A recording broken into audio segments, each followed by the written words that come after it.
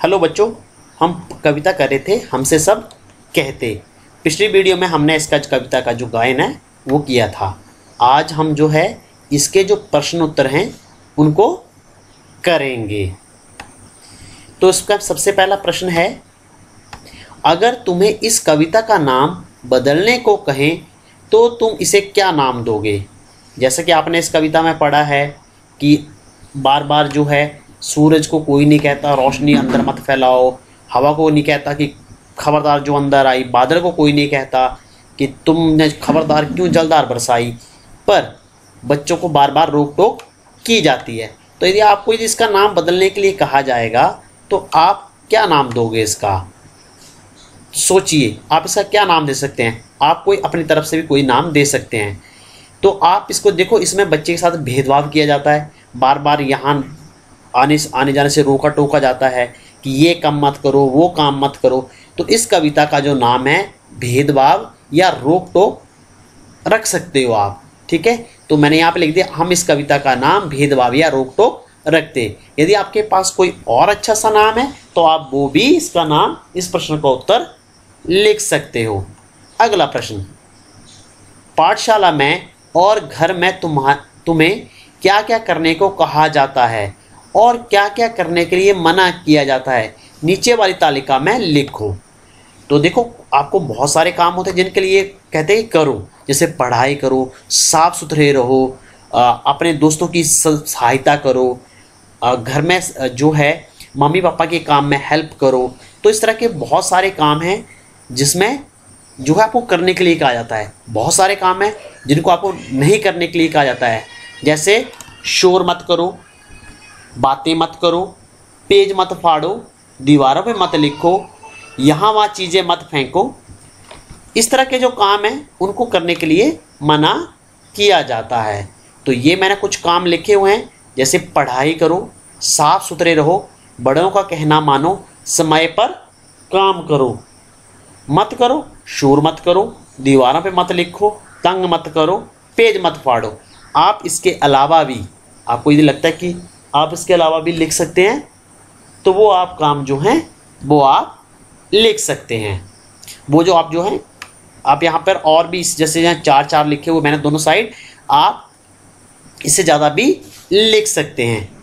अब यहाँ पे अगला प्रश्न है, सूरज चांद की रोशनी को भगा देता है।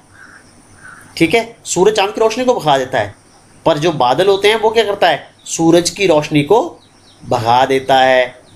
अब इसमें क्या होता है, हवा बादल को भगा देती है। तो बताओ इनमें सबसे ज़्यादा ताकतवर कौन है। देखो, सूरज से जैसे सूरज आता है तो चांद की रोशनी भाग जाती है, पर जैसे ही बादल आते हैं तो उसकी क्या होता है, थोड़ी देर के लिए जो सूरज की रोशनी है वो जो होती है वो चली जाती है। अब जैसे ही हवा चलती है तो बादल उड़ जाते हैं। अब बताओ इनमें सबसे ज़्यादा ताकतवर कौन हुआ। तो आपको लगेगा कि हवा इनमें सबसे ज़्यादा ताकतवर है, पर ऐसा नहीं है। जो है इसमें जो है, देखो जो सूरज है,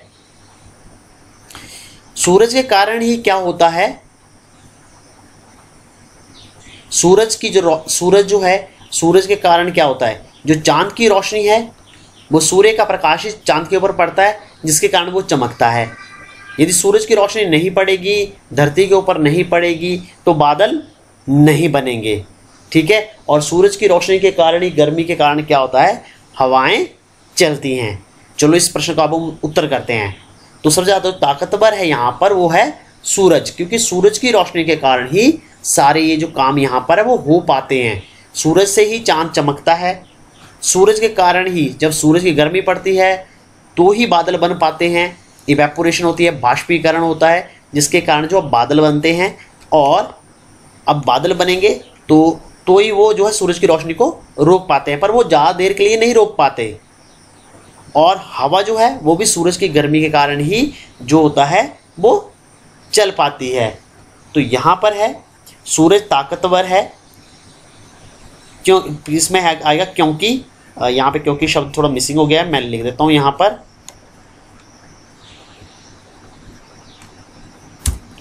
क्योंकि चांद तो चांद तो सूरज की रोशनी से चमकता है, बादल सूरज की रोशनी को थोड़ी देर के लिए ही रोक पाते हैं, क्योंकि जैसे फिर बादल चले जाते हैं तो फिर सूरज की रोशनी आ जाती है। और हवा बादल को भगा देती है, पर हवा का सूरज पर कोई असर नहीं पड़ता। इसी कारण जो है सूरज सबसे ताकतवर है, सूरज सबसे ताकतवर है, सबसे ताकतवर है, क्योंकि चांद तो सूरज की रोशनी से चमकता है, बादल सूरज की रोशनी को थोड़ी देर के लिए रोक पाता है, और हवा जो है वो बादल को भगा देती है, पर हवा का सूरज पर कोई असर नहीं पड़ता। अब अगला जो प्रश्न है, अम्मा पापा भैया दीदी सभी बड़ों का बच्चों पर बस चलता है।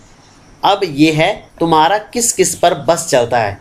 अब तुम्हारा किस किस पर बस चलता हुआ, तुम्हारा कोई छोटा भाई बहन है तो उसके ऊपर तुम्हारा बस चलता हुआ, तो आप लोग लिख दोगे मेरे छोटे भाई बहन या मेरे किसी भाई पर या बहन पर बस चलता है। ये आपको प्रश्न खुद करना है, मेरे छोटे भाई या मेरी बहन पर मेरा बस चलता है। तुम्हारे घर में तुम्हें कौन कौन टोकता रहता है। अब तुम्हारे घर में कौन कौन टोकता है, मेरे घर में मुझे मम्मी पापा दादी, है ना, कौन जो आपको टोकता है वो अब आपको पता है, तो वो आप खुद उत्तर लिखोगे। मुझे घर में दीदी मम्मी पापा टोकते हैं। ठीक है, किन किन बातों पर तुम्हें अक्सर टोका जाता है। अब आपको किस किस बात पर टोका जाता होगा तो वो आपको खुद पता होगा, वो आप खुद लिखोगे। अक्सर जैसे जो टोका जाता है, शरारत मत करो, शोर मत करो, पेज मत फाड़ो, अच्छे से पढ़ाई करो, या कुछ इस तरह की जो बातों पे है आपको टोका जाता है।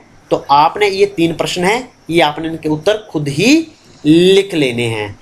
थैंक यू बच्चों।